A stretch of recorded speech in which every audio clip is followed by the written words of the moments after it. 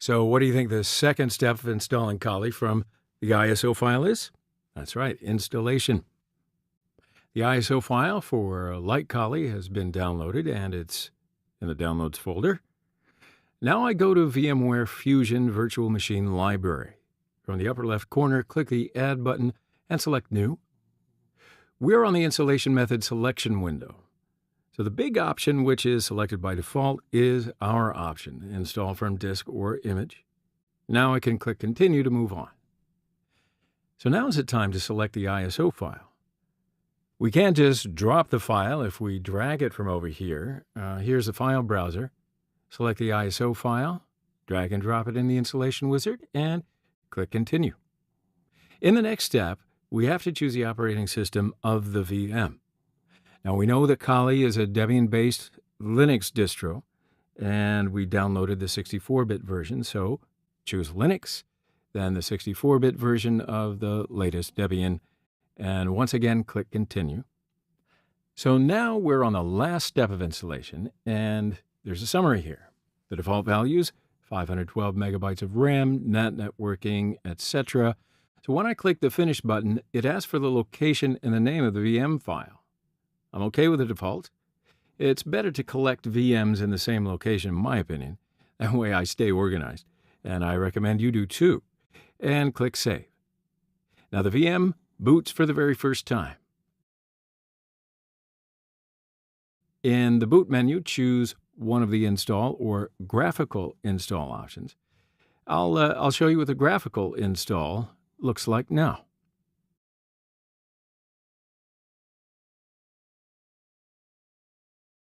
As you see, it's a typical operating system installation.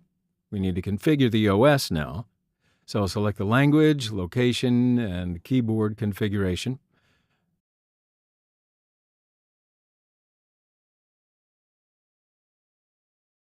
Now it's configuring the network with DHCP.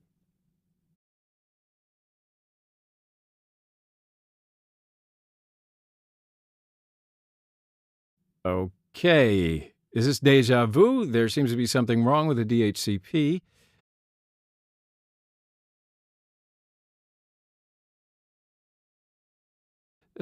Let's just try it once more.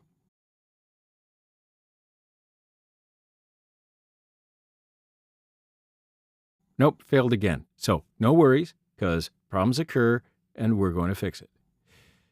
Now let's keep going with the option Configure Network Manually. Now I'll give it an IP address within the IP block of my VMware's network, 172.16.99.0/24. I know the IP 224 is not in use, so I'll use it for this VM. Netmask is correct, and we're in a /24 block. So now it's asking for the gateway. Well, I don't remember actually, but the IP1 is probably the correct IP. So click Continue. Let's see what happens. DNS server address again. I'll keep the IP1. Continue. Host name of the VM. I want to use Kali Lite. Well, I used uppercase letters here, but it's not commonly used in the Linux host names. Anyway, continue. Now give it a domain name. I think Kali is good. Now the installation wizard sets up the root user and asks for the password. To make it identical with other Kali VMs installed from the virtual machine images, I'll set the password as tour. All right.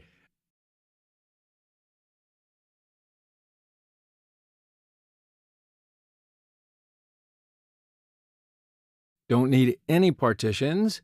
We're only installing Kali Lite as a virtual machine, so it can use the entire disk reserved for itself. Continue.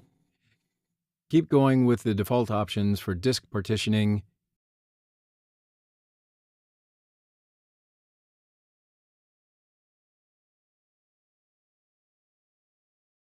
Yes, write the changes to disks. Now the system is being installed. And just like before, it may take several minutes.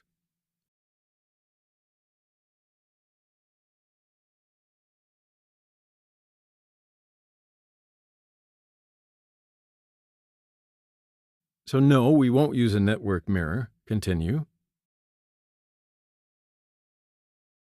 Now it's installing the bootloader.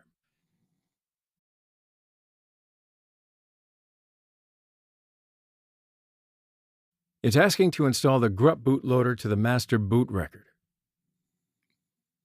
Now, this is more meaningful when you install an operating system as a second one on the host. We're just installing a virtual machine, so it's the only operating system for it. So, yes, install the grub bootloader to the master boot record. We have only one partition to install, grub, so I select that and continue.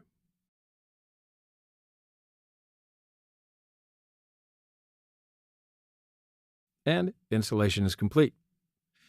So, it's time to boot into our new system. Continue.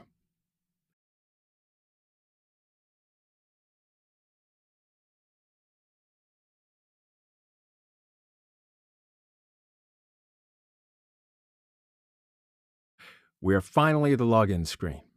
Root is the username, and tour, or whatever you set, if you set it differently, is the password. And look at that. Welcome to 64-bit Kali Lite installed by the ISO file. So I want to turn it off for now. Now let's go to the folder that we chose for installation, order by date modified, and here is the Kali Lite VM file.